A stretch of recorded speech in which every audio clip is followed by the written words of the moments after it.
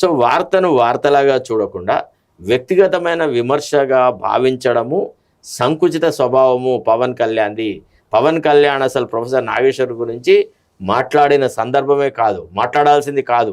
ఒకవేళ తన కార్యకర్తలు ఆ రకంగా చేస్తే రాజకీయాల్లో విశ్లేషణ చేసేవాళ్ళు, విమర్శించే వాళ్ళను శత్రువులుగా భావించొద్దు, ఇట్స్ ఎ స్పోర్టివ్ గేమ్ అని గనక ఆయన అనుంటే రాజకీయాలలో పవన్ కళ్యాణ్ చాలా పరిణితి గల వ్యక్తి అని అనుకునేవాడు.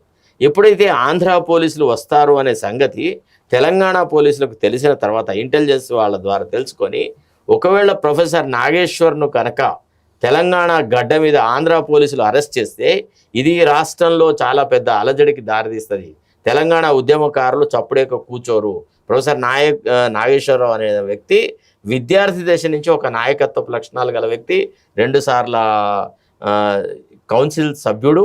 కాబట్టి ఇది తెలంగాణ లోపల అశాంతికి దారిస్తుందని ముఖ్యమంత్రియే, హోమ్ మినిస్టర్ అతనే కాబట్టి తన పోలీసు యంత్రాంగం ద్వారా ప్రొఫెసర్ నాగేశ్వర్కు రక్షణ కల్పించినాడు. అక్కడంతా పోలీస్ పైరా organise. These are all called reasonable doubts.